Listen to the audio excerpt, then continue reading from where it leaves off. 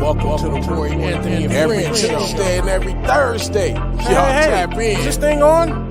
Can you hear me? Roy Is Anthony anybody out Show there? is the spot to be, baby. Hey, tune in. It's the hottest show, homie, on the West Coast. The Roy Anthony Show. It's the hottest show, homie, on the West Coast. The Roy Anthony Show. It's the hottest show, homie, on the West Coast. The Roy Anthony Show. And it's featuring the homie Big Hank and Cynthia. It's the hottest show, homie, on the West Coast. The Roy Anthony Show. It's the hottest show, homie, on the West Coast. The Roy Anthony Show. It's the hottest show, homie, on the West Coast. The Roy Anthony Show. And it's featuring the co-host Big Hank and Cynthia. It's the hottest show, homie, on the West Coast. Everybody tune in, you dig it? It's funny as hell, my dude. It's when we can kick every Tuesday. Everything is going every down. Thursday. They about to do the most. It ain't a confrontation, it's a conversation, homie. Yo, on the weekends, Roy Anthony Every Show. It's Tuesday. during the week, homie. The Roy Every Anthony Thursday. Show. What you listening to? The Roy Anthony Show. Come on and get a Tap in before we gotta Tap talk. in. What you listening to? The Roy Anthony Every Show. Come on Tuesday. and kick it with us. The Roy Anthony Every Show. Thursday. It's going down, homeboy. The Roy Anthony Show. Co-host Tap in. Big Hank. We getting it. What you think? It's the hottest show, homie, on the West Coast. The Roy Anthony Show. It's the hottest show, homie, on the West Coast. The Roy Anthony Show. It's the hottest show, homie, on the West Coast. The Roy Anthony Show. And it's featuring the homie Big Hank and Cynthia. It's the hottest show, homie. What it do? What it do? What it do? Welcome to the Roy Anthony Show podcast with my co-stars who'll be popping in, Miss Cynthia Joy Towner, Mr. Hank Norman. We represent one of the branches of the WO Entertainment, which was created by the veterans, head producer Richie King, aka Redneck Pimp, along with the co-creator, head producer, my man Goose, our social producer Blue Phoenix, 8th and Daily. Then we have our good neighbors, the BB Nation, back with veterans based out of Oregon. And then the Long Beach All-Stars based out of Long Beach, Linwood, Compton, and Watts.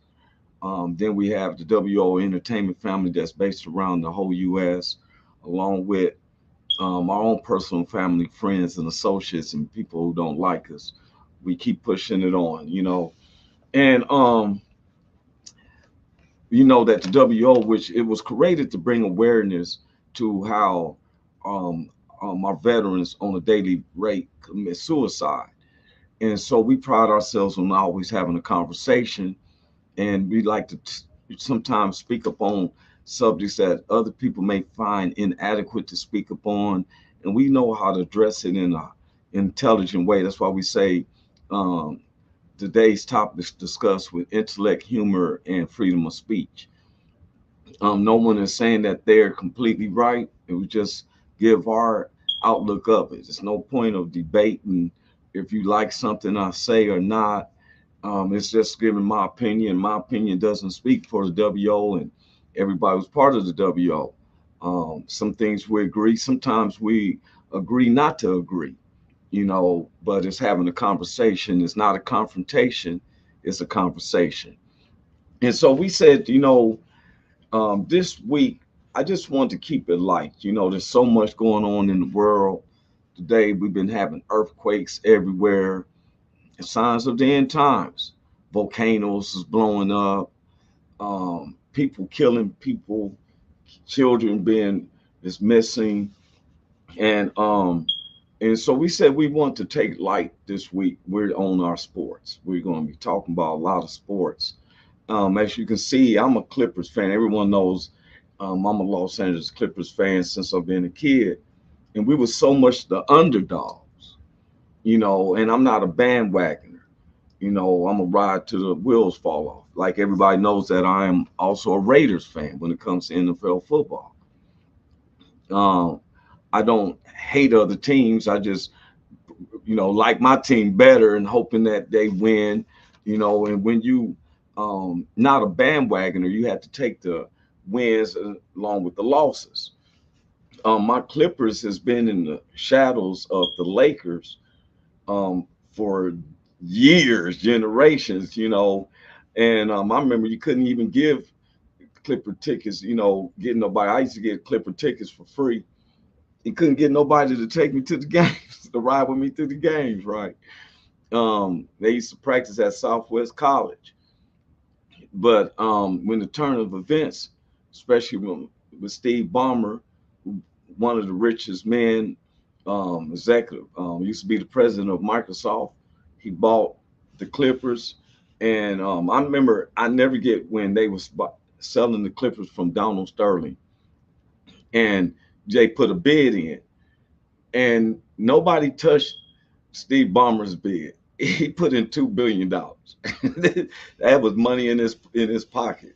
He just put in $2 billion, and the second person that came in was $480 million short. When they did the bid, and now he's having a stadium built, which will be open this next coming season.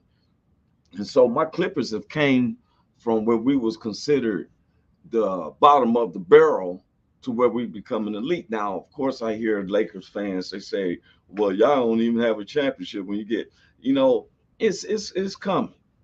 It's coming. We can't never take away from the Lakers dynasty of I think 14 championships. Hey, Jeremy, what's up with you? He said he's present. I was letting him know, Jeremy, that you know this week we was taking a break on speaking so much of the drama.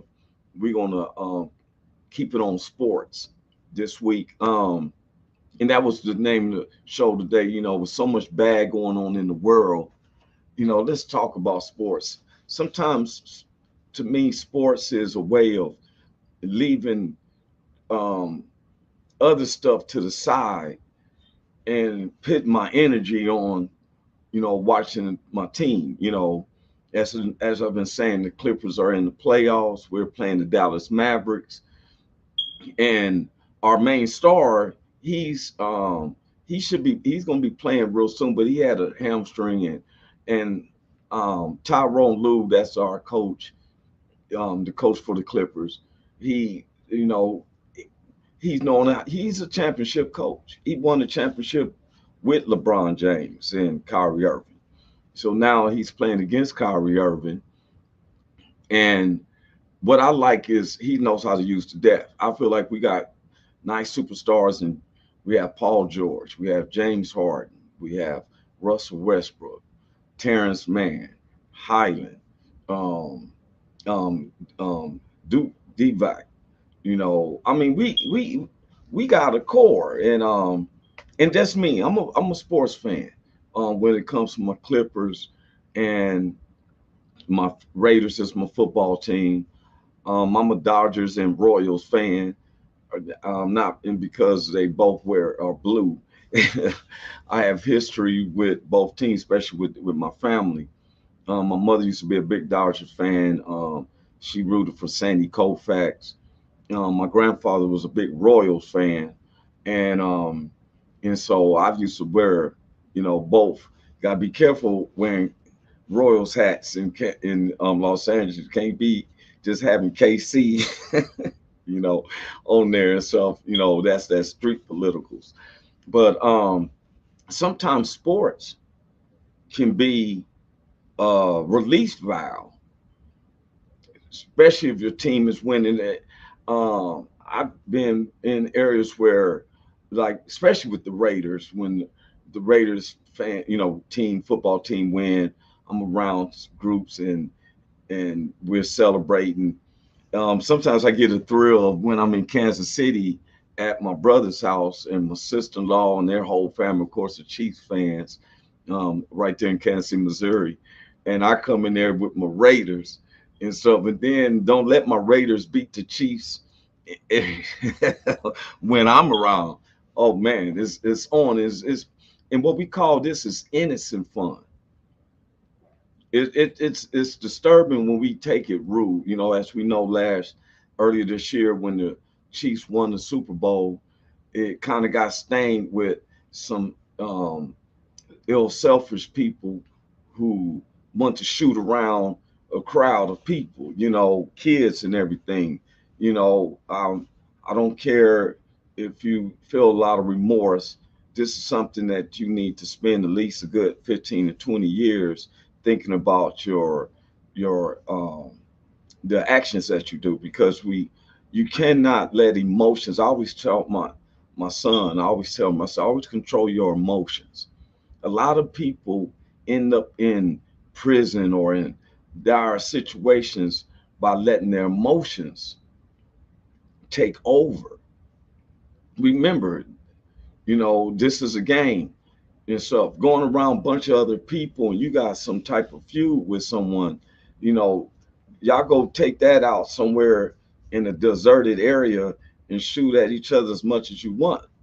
But when you taking your emotions and your personal follies around a group of other people, now I have a major problem with that, because I don't like to get in the middle of other people's feuds, let alone being hurt or somebody in my family get hurt because of somebody's personal feud, because now I'm gonna have a problem against those who was feuding with each other because somebody in my circle done got hurt, and that's unnecessary.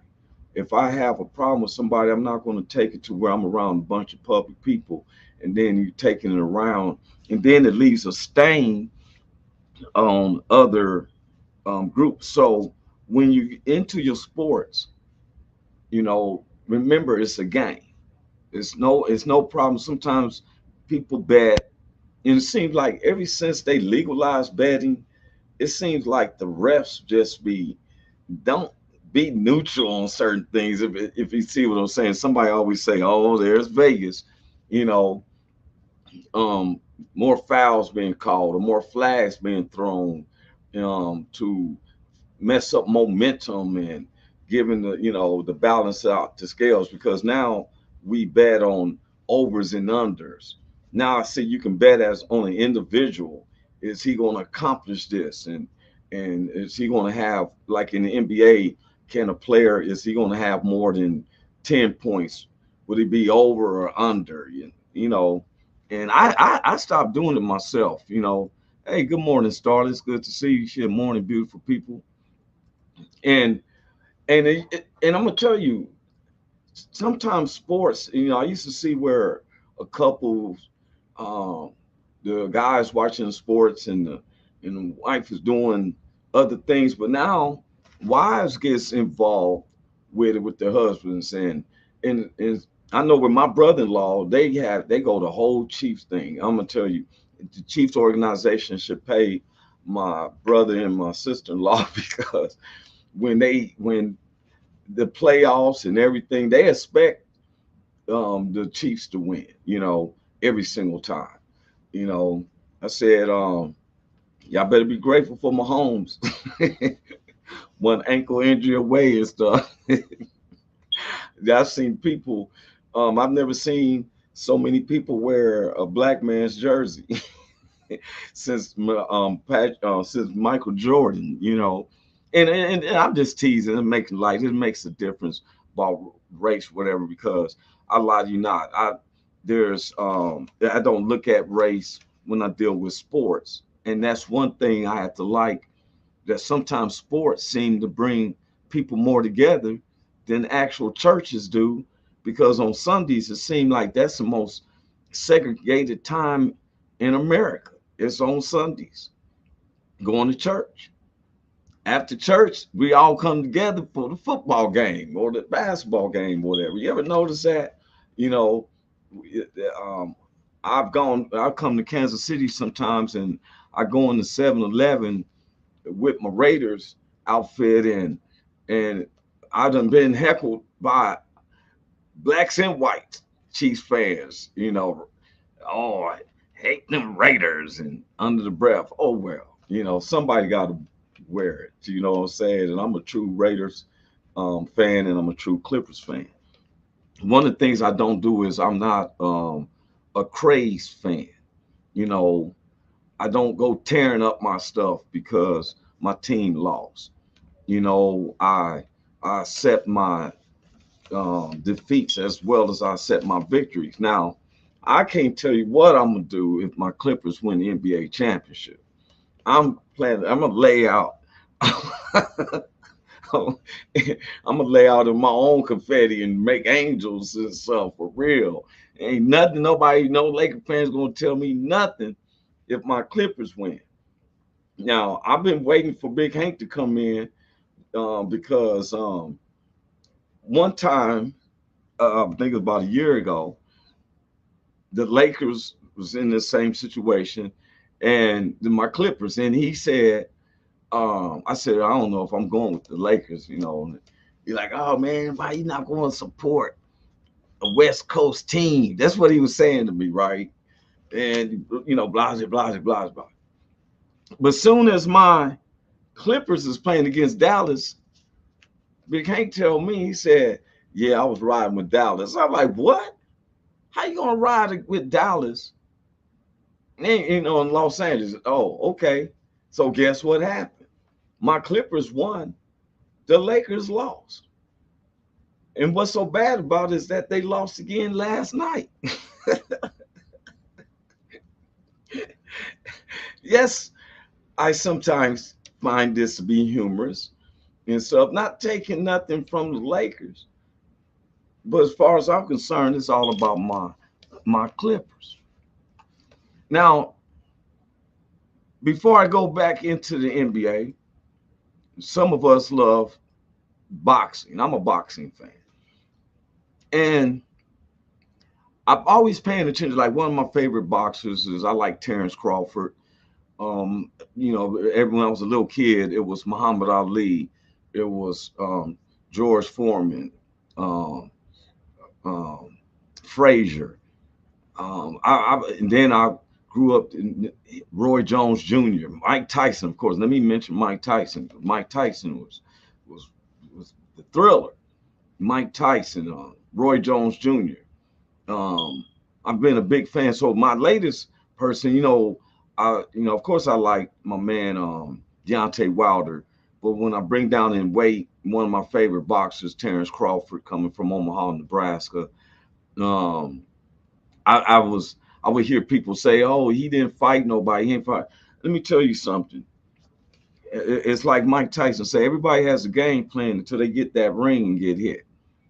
Every person that Terrence Crawford was fighting has to be a champion or in that range, because you don't become a champion unless you're fighting another person for a championship, and that person has to be qualified.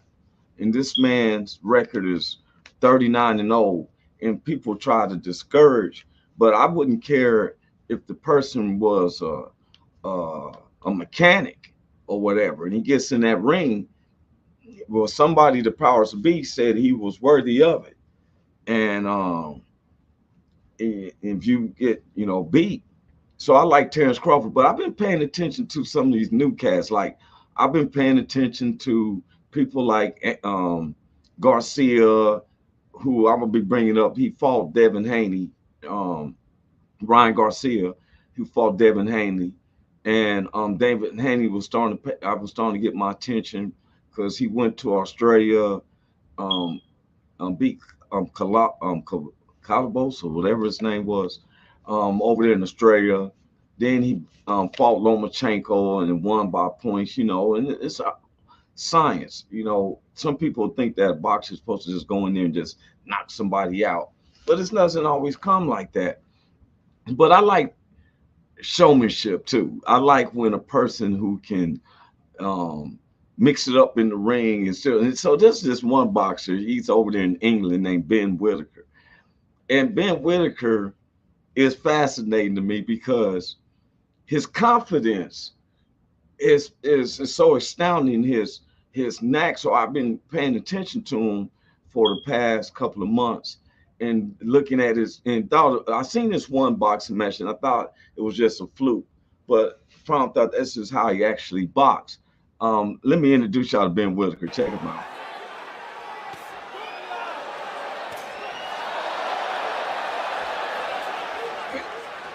He's straight showmanship.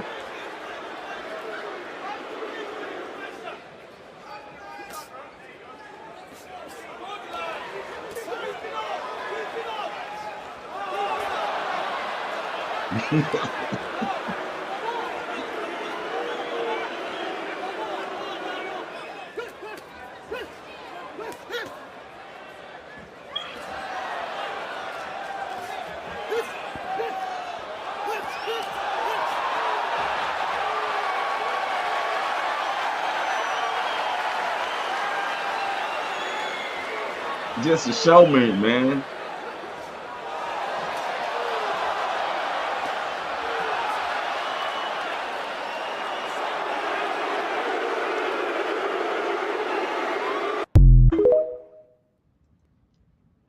And then you see the crowd booing the ref.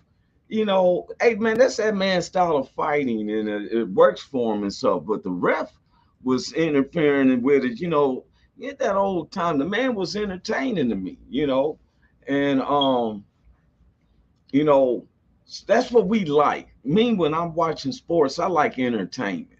I can get bored real easily. You know, like sometimes when I'm watching the NBA, it gets boring if you know, they spanking somebody by 20, 30 points. It's thrilling when it's down to the last couple of minutes and they going back and forth, who's going to clinch it. Just like I want to give a big shout out to Miss Don Staley and South Carolina because they done won 3 championships, and Miss Staley won a couple of championships as a student. I mean, as a student player. And yet I keep seeing all the footage about Miss Clark, Kaden Clark, not knocking her. She deserves all her accolades, but you also got to give accolades to the championships. The Chiefs fans, I know y'all wouldn't want, see the Chiefs win the Super Bowl, and the only thing they keep talking about is how Brock Purdy played a major game. What if you just see media about Brock Purdy and stuff? Y'all be like, I'm mad. What about my Chiefs? They won a championship. Well, it's the same thing what we're saying about Miss Daly, Miss Daly, if I'm saying it wrong. If I'm saying it wrong, please forgive me. But Miss Don Staley, they need to give her more reference. This lady done won 3 championships, collegiates. You know how hard it is to be in that 64 game tournament and to win. I don't know if it's the women, it's the same way, but it's still the tournament. You win, you advance. If you lose, you go home.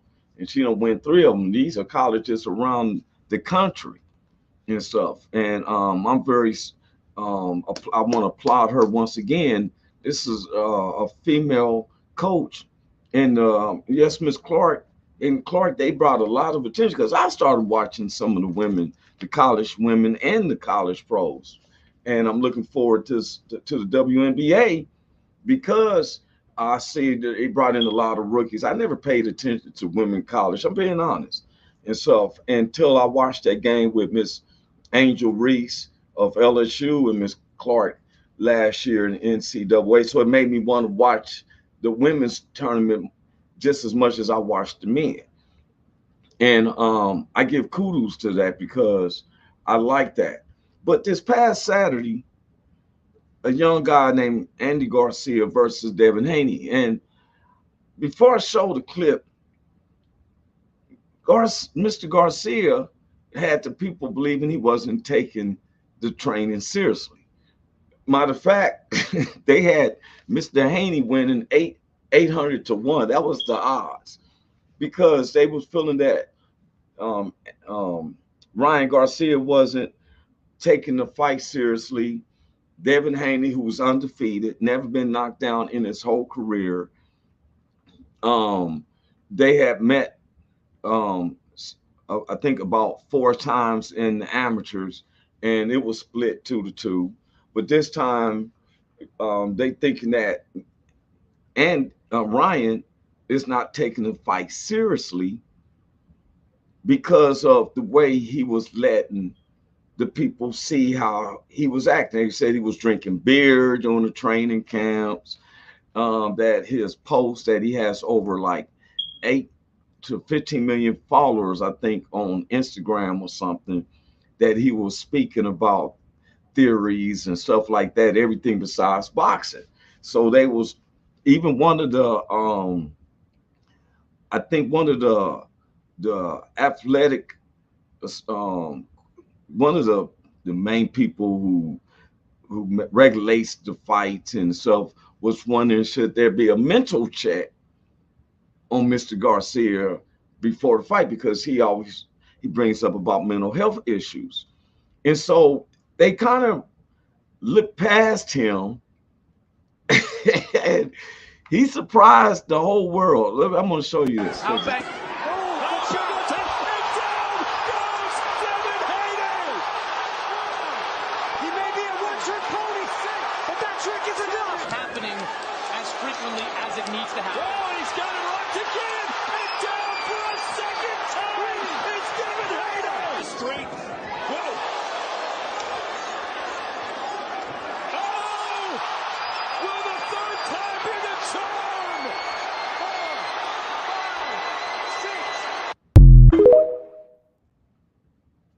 Now, it was interesting for the fact is that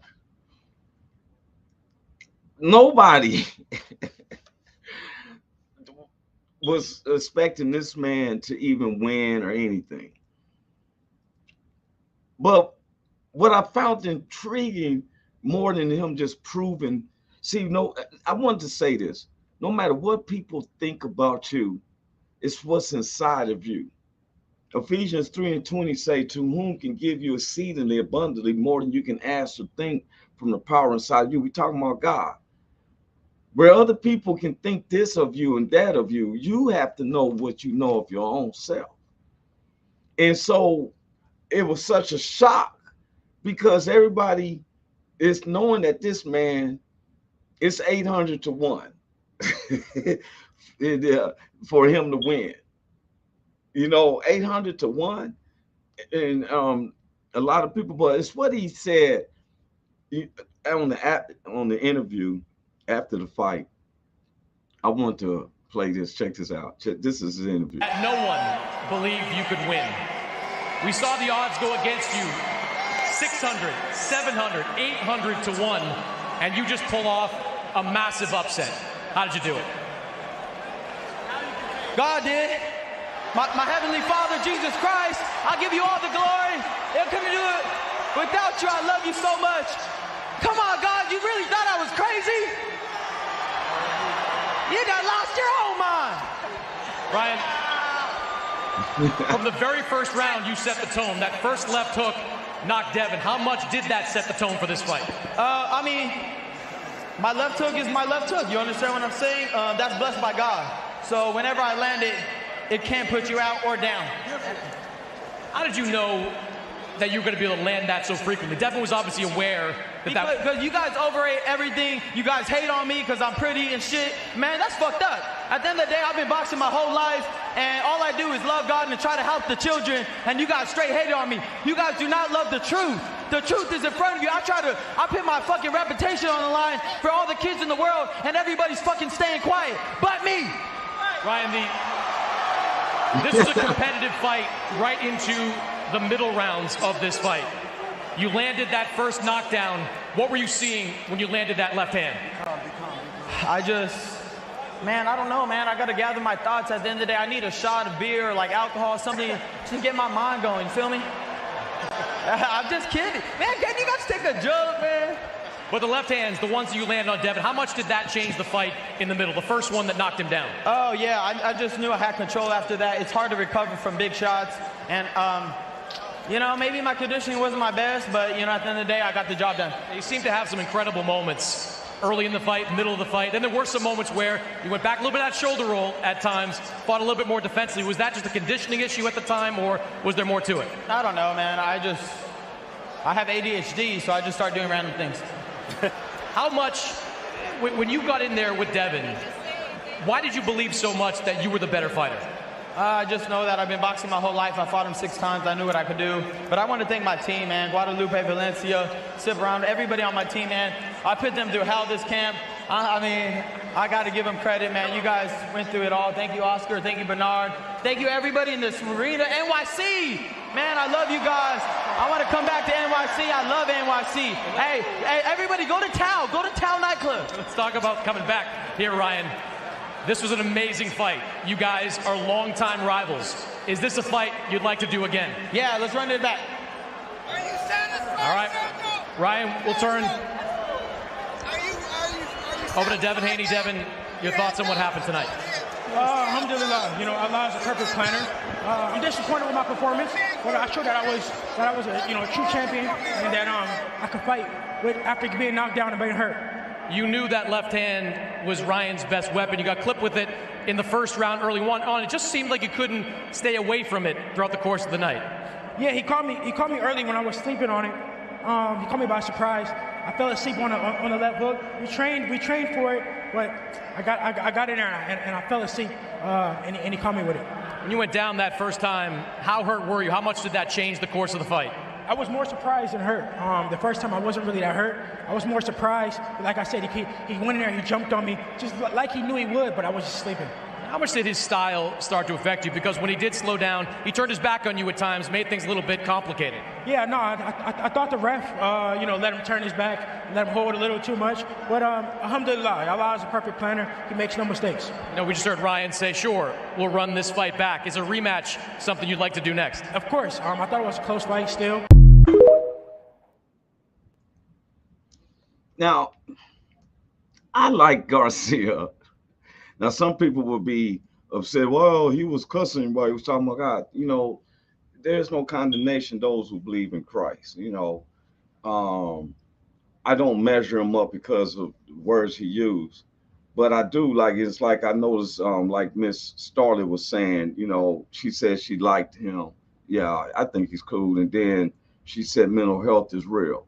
And when somebody has their thoughts, see, sometimes mental health could be looked at because you're doing something that's opposite of what everybody else thinks you should be doing or should say or something like that. You ever had somebody say, why would you think like that? Like how they think is better.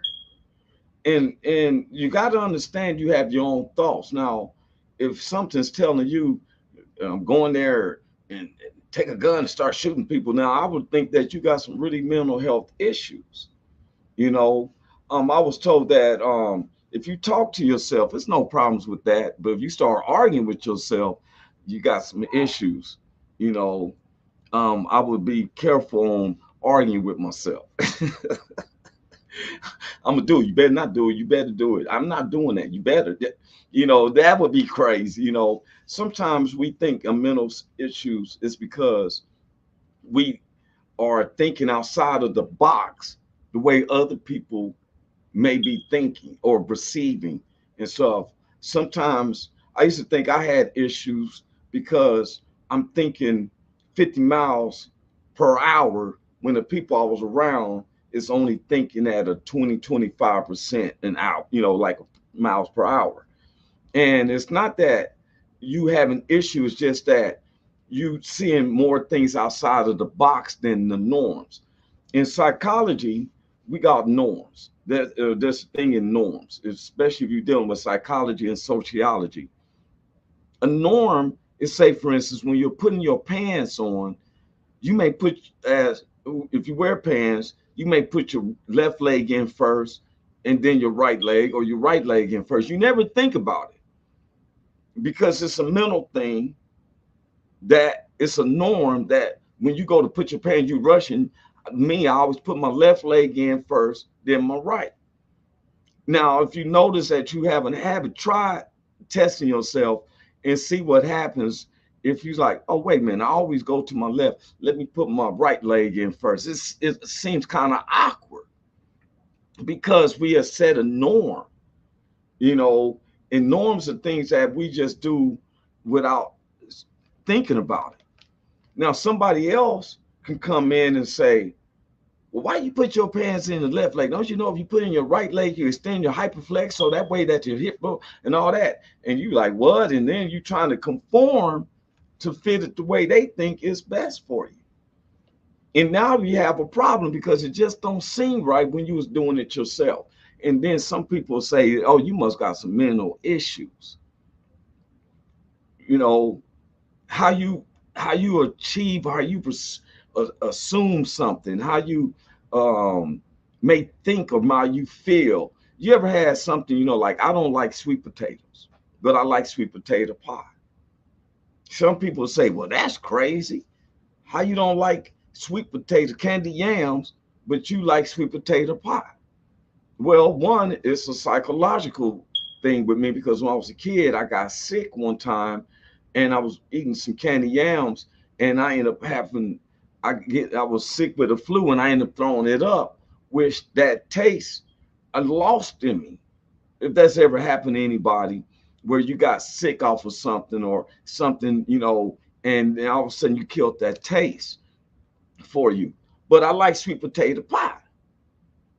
And I would get this, oh, something wrong with you. How you gonna like sweet potato pie? Don't like candy yams. Doesn't mean that you're crazy. It's just that I have a different taste than you. Like I don't like mayo on my sandwiches. Only thing that my kids used to always tease me and friends. Only sandwich spread that I want a dressing on mine is mustard. I don't want no salad dressing, no mayo, none of that. I don't want no, when I have burgers, I don't want no ketchup. No, I don't want nothing on my buns, nothing of that. Just give me mustard. And that's a delightful sandwich for me. Now, some people like, how you don't like no mayo? Putting that stuff on. I don't like it. I don't like the taste of it.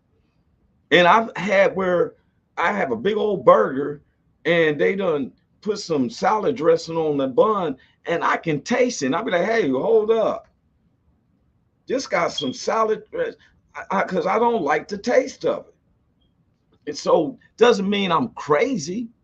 It just means that I don't particularly like that style. Don't let other people think something's wrong with you because you may like a certain way of clothing. You may like a certain food. You may like a certain game, instrument, stuff like that.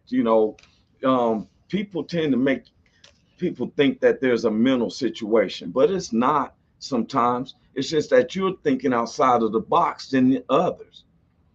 Now, if you sitting up on tree limbs in your pajamas, cuckoo, and then all that stuff now, you I'm either say you need some help or you done took some type of drug now.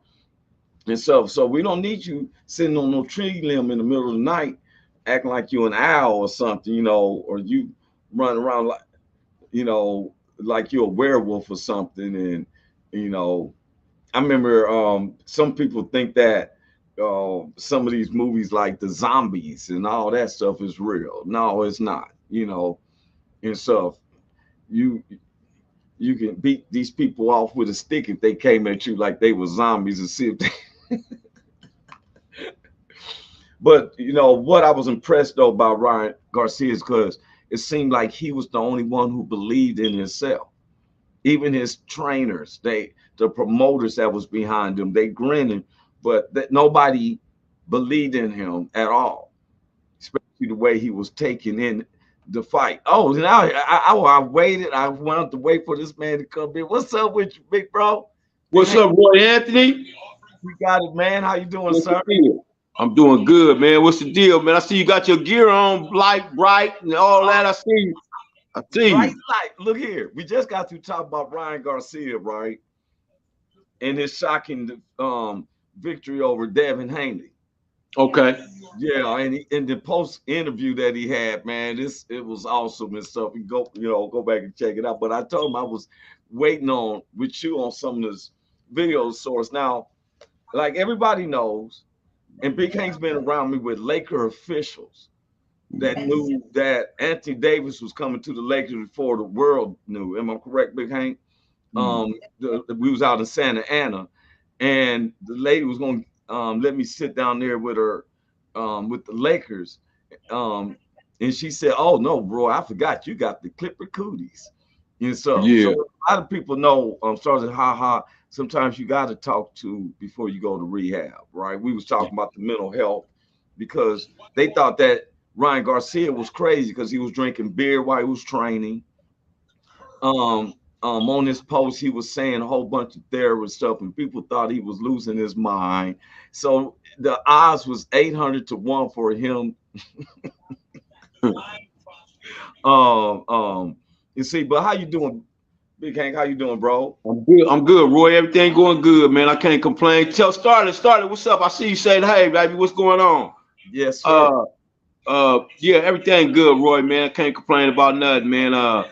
I took my walk today, man, and the guy was asleep on the grass, and he usually he be there sometimes he don't, man. But today, God told me to ask him what size shoe he wear for some reason, and man, the dude wear the same size shoe I wear. Word. So I went home and got him a brand new pair of shoes. I had a box of shoes I hadn't worn. I got him some jackets, couple of jackets, man. I got him matter of fact, I dug in my wallet, got a $20 bill, one of them got some breakfast for him. And gave him the breakfast and the change, man. Just feeling real good and blessed today, man. God gave me my blessing so I could be a blessing. Yeah, so that's what I do, man. And I'm gonna tell you, boy, because ever since Big Hank never tells you should do it like this. No, he just illustrates what he does itself, and if you pick up on it, he's gonna give you kudos because he shared with me that when he gets paid, he gives God his first because it's God, and that's what I did. Some money came in. First thing I did was tithe. I text my tithes in quickly and stuff, right? Yeah. But when an act of love covers a multitude of sins. Yes, sir. And a lot of sins, I always feel that when you show love and you're doing something out of love, not expecting no payback or anything, because some people wouldn't have gave no new shoes. They would have gave something that's worn, torn, and you know what I'm saying? Right. But you treat somebody where you want to be treated, you like the best in life. Why not treat somebody, man? That's another learning lesson, y'all. Yeah, especially when you can. Sometimes you can't. Sometimes you ain't got no new shoes to give somebody. But what you do is you give them something that's worth something, man. You don't just give them anything. Give them something that's worth something. Thank you, Starlet. Appreciate it. And I was just talking about in the sports, since we, giving and everything. In sports, I always tell, like the name of the subject today is with all the bad going on in the world, sometimes we get a relief off of sports, I tell people, I'm not a fanatic. Well, I love my Clippers. I love my Raiders. And if they lose, I don't lose my mind and all that. Right. I do hope that if we do win the NBA championship, that I probably lay out my own confetti and make angels and everything. I'm gonna pop my own champagne bottle, right? Yeah, Because, but I was laughing because I was stating to you last year, the Lakers was playing against somebody, and I said, "Oh man, I think I'm gonna go with the other team." And Big Hank came to me and said, "How you gonna go against go against the Lakers?" And so this represents Los Angeles. Then last week, I told him, I said the Clippers versus Dallas. He said, "Yeah, I think I'm gonna go with Dallas."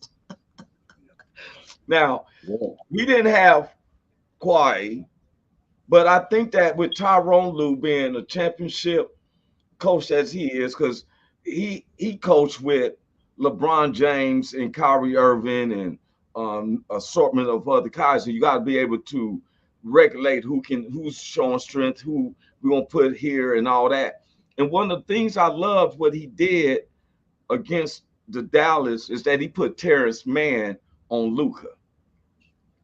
And so Terrence Mann is a small forward to a shooting guard, if I'm not mistaken, and he had the right height on him. And I figured that they figured something out because when he took Terrence Mann off of Luka, that's when Luka started scoring and stuff. But Terrence Mann stays on him, and Harden and Westbrook just play good together, man. They from LA. They have played in so many gyms, I heard. They're in LA, that their chemistry is just on point, But last night, the Lakers lost. And what I didn't like is that you blame it on the refs on a call that wasn't made. But my problems is that, okay, that's what, a 2-point play. You was up by 20. Now, I start looking at it, and I've always looked at when LeBron James was in Miami, he never was the fourth quarter guy. It was Dwayne Wade. LeBron was always at first. He gave all this energy in the fourth quarter. He kind of faded out, just like in Cleveland. When he went to Cleveland and they won, Kyrie Irving was the one who was taking it in the fourth quarter. Now, in the playoffs, they said it's a different beast. And it's like it's going to be a little bit rougher and a little bit more physical. Am I correct? In the playoffs. Well, what I saw last night was that, to me, DeAndre Russell is the one who's been carrying the Lakers. That's how I look at it. I put DeAndre Russell first, LeBron second, Anthony Davis third. And so, even though Anthony Davis is playing, but every time he falls or something, he got the whole audience pausing as he getting up and everything. But I want to show the last minute of the game last night with the Lakers and the Nuggets. Left side pick and roll coming. What we got? There it is. It's James driving inside, and he gets it to go. Lakers by 2, Denver the other way. LeBron wants contact in the and one. James has 12 in the fourth and 26 for the game. Murray on top. Davis will defend. Gets the screen. LeBron comes up on him. Here is for the tie. The mid-range. The mid-range. It keeps you honest. Murray's getting his rhythm back by the mid-range. But defensively, what the Lakers have done, they put LeBron and AD on the two best players for the Nuggets in Murray and Jokic, so they can switch. Murray's got 12 here in the fourth. Defender falls. LeBron 3. Rebound by Porter. Denver with the timeout. We are tied. I love it. Don't call it. Tie ball game. Worst can happen. We go to overtime. Murray makes a move. There's Allen. The Nuggets have won!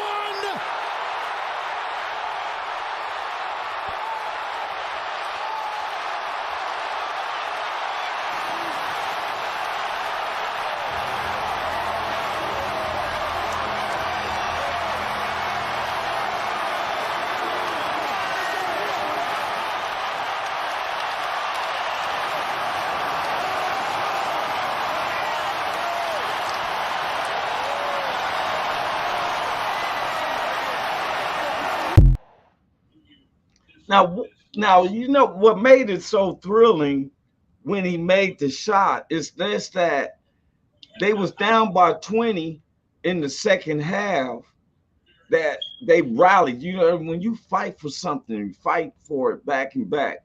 And so one call doesn't prevent somebody from coming back by 20 points. That was my problem. That was the thing I seen.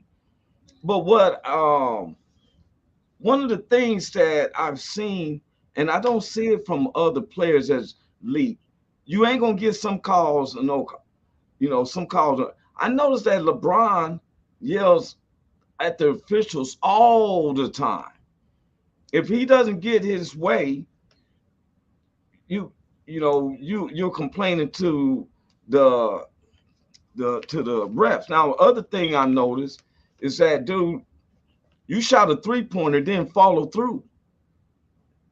This is the playoffs. You shoot that three, I see you backpedaling instead of trying to go forward and crash to get the board. This last seconds, it seemed to me you just knew you were going to make it, and then you backpedaling it instead of not crashing. That's how I looked at it. When I saw his post-game interview, it was like, dude, it ain't on the refs. It's that it seems like y'all got tired and you ran out of air in the last quarter. That's what it seemed to me. This is what I didn't like. Right. I don't understand what I don't understand what's going on in the replay center, to be honest. I said it. I think I said it this year or last year, whatever. D'Lo clearly gets hit in the face on a drive. What the f we have a replay center if it's going to go? It doesn't make sense to me. It makes no sense to me. It bothers me. I'm sorry I didn't answer your question, but that like. And then I just saw what happened with the Sixers Knicks game too. What are we doing?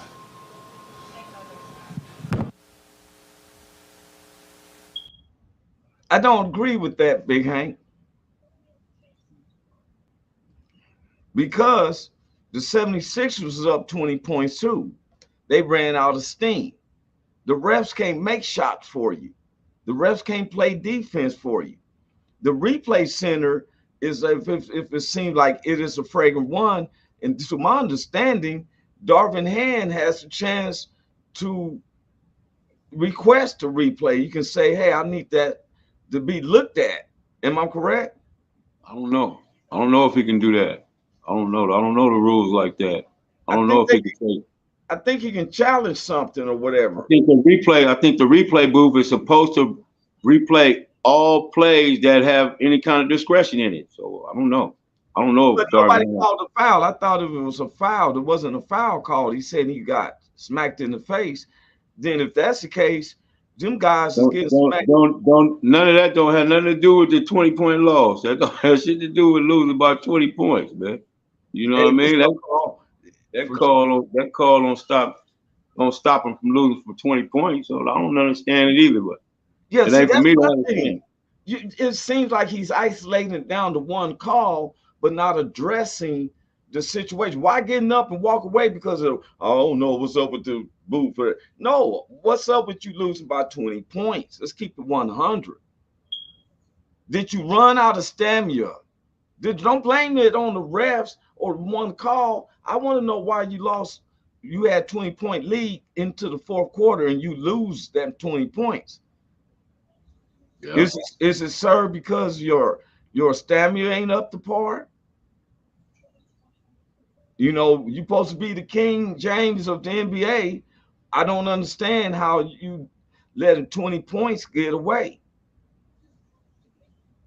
I just look at, huh? We heard you say that 5 times already, man. We don't got to keep saying that, bro. We heard you say that shit 20 times already. We good.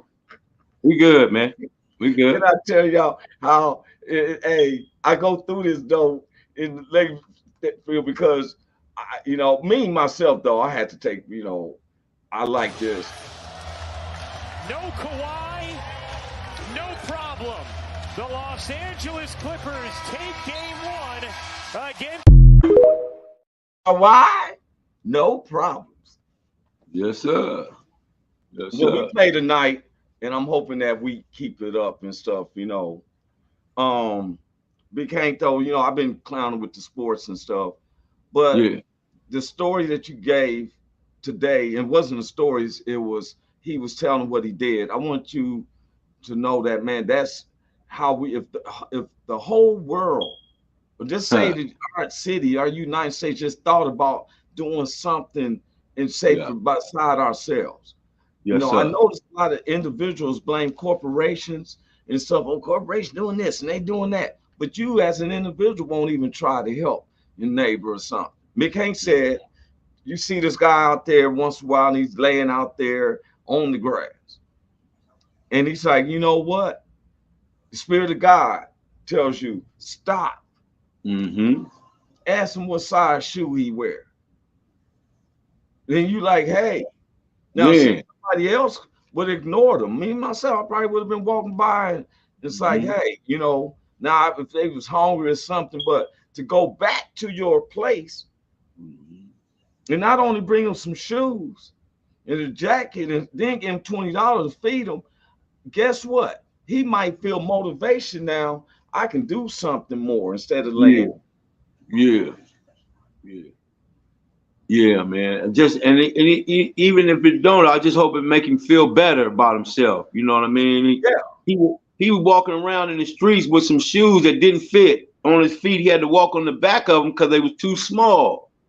And so I looked at his shoes, I thought he had a small size foot, cause the shoe was small. Yeah. But God, just how God worked. God made me ask him the exact right question so that it would open it up. Cause dude, man, he looked at me and said, "Man, I wear a 13." I'm like, a 13? I'm looking. He said, "Yeah, I wear those because I don't got no shoes." I said, "Man, I wear a 13, man.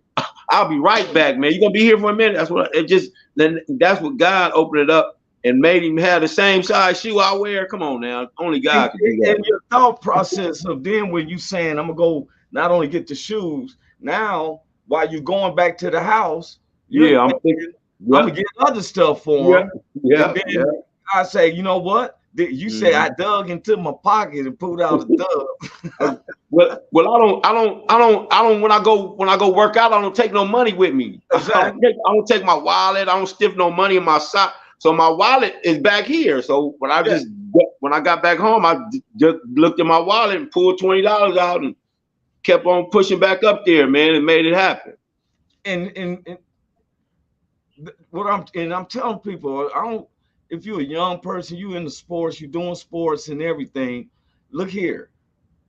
Just an act of love covers a multitude of sins. God will make things happen. I was reading about the Brunson and the other two players, Josh Hart, and they was playing for Villanova, and how they accepted each other in the dorm rooms, and they said they kept it, try to be clean. God, cleanliness is next to godliness, to where now they are playing together on the NBA team. You know what I'm saying? Yeah.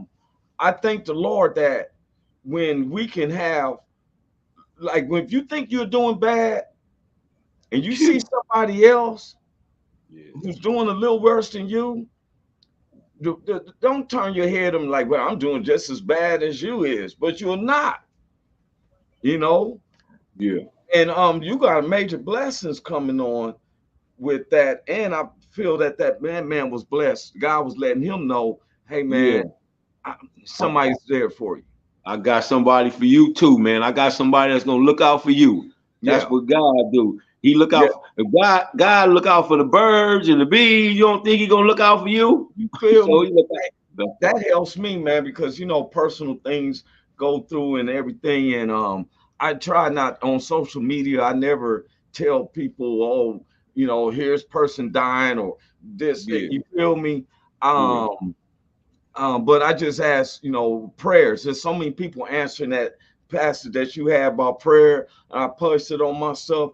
Man, people hit me up and like, man, that's helping me. And I'm like, I posted that a week ago. What's that? 7 days without prayer makes 1 week. Well, no, do you remember the passage you put up, like, Oh yeah. Amen. Yes, I did. Helping people, but I tell people now, I don't pray for my Clippers to win the NBA championship. I don't use my prayers for that. I really do not. I let it be neutral, because I think everybody on that court, everybody in the stadium, these are all living souls. I hope nobody gets hurt or die and everything. Everybody leaves out. You know what I'm saying? I have extra happiness when my team win? Of course I do. Am I disappointed when they lose? Yeah, but nothing enough where my soul is going down spirit. I think that it's just a way of release valve for sports. That's why I want this week to be sports. Some of the topics that we've been looking at and stuff, you can get a little bit disheartening. You know what I'm saying? Pull on you and tug at your hearts. And, exactly. And then it get a little straining, man, hearing bad news all the day. You feel me? That part. Hey, you know what, y'all? I was telling somebody, you're going through anything and you feel like you can't get nobody to talk to, this is something that helped me. I would stand in the mirror and talk to myself in the mirror. I'll be looking myself in the eye. And so for real, I know people may think that's crazy, but it helped me a lot, because I encourage myself. It's called encouraging yourself. David had to encourage himself. We got to encourage ourselves, man. It's self-motivation, self-awareness. Yes. So keep on doing that, Roy. That's the best that's the best confidence in the world, when you tell yourself, hey man, look at you, man. Look at you. Boy, you ain't looking too bad today, man. You look, matter of fact, one of your good days today, man. You looking, so you gotta encourage yourself, man. Sometimes I've looked at myself and there was times I cried about something and I'm looking at it, and then I'm be like, come on, Roy, you better than this. Come on, you got this, bro. Last encouraging words, bro, before we get off, Big Hank. Man, what you said about prayer was on point, man. I never pray about sports and stuff. Well, I used to pray when I played sports. I used to pray when I played sports, but I don't pray for no teams to win, no special game. No, I don't do none of that, man. But I do know that God is in everything, and His providential hand over everything always means that everything is going to work out good for those that love the Lord and are called for His purpose. Okay. So if you love the Lord and you're willing to do what it is that He wants you to do, it's gonna work out good for you, man. So just keep on doing that. And I totally believe that. I was going to bring up a subject, and I probably wait, like I said, next week. There's some things I found out more about the South border, and so there's a lot of families that still don't know where their kids are at, and that's why it's a lot of chaos down there as well. But I'm praying for people. I pray for humanity, because our world is coming to an end. I thought about the things we was saying last week, and I've just been looking at the wars, rumors of wars, earthquakes in diverse places. Everything that's been said, it is coming true. It's happening right now. Each other. Happening right now, yeah. Yes, right now. And so I don't have no grudges against people. I don't care about your sexual preference, none of that. That's none of my concern. If I always been told, what floats your boat. I just know that I'm not a person who condemns people, because I don't have a heaven or hell to put you in. It's just that me as an individual, I'm told to uplift. That's why we do stand-up comedy. We want you to get away from your sorrows and laugh at some of our sorrows and stuff. I'm not trying to make you cry and let you see that there's get you in a better spirit. That, I don't know if that makes sense, but it does. It does. I think people take their mind off of their pain. You take their mind off of their pain for a while, and you give them some of yours that they can laugh at. Now, I want to add this before we do leave. Big Hank's birthday party, his Christmas birthday party, is coming on the 16th, May the 16th. I know that May 17th. Friday, May 17th. My birthday is Sunday, May 19th. The party is Friday, May 17th. It's a comedy show, function, and everything. Comedy, roast, party, birthday, all that. Yeah. Hey, if you coming in LA, Carl said, man, North Bend this morning up by Washington firefighting compound. Some of the views are beautiful. Oh, wow. Yeah, be careful, Carl. Out there, Carl. Yeah, man. Be careful and enjoy yourself, man. Have a good time, man. All y'all, please, if you're in LA, come to LA. You fly, make it a reservation to come out there itself. I got a feeling it's going to be a line outside. Because I've been telling people, and people like, I'm definitely coming to that and stuff, there's a comic I'm hoping that they show up, because I've been planning on, I'm about to bag and laugh, roast, like you said, clown, but it's a birthday celebration. Yes, we're going to dance and have a good time. Yeah, this man is, to my understanding, 10 years out for half a century.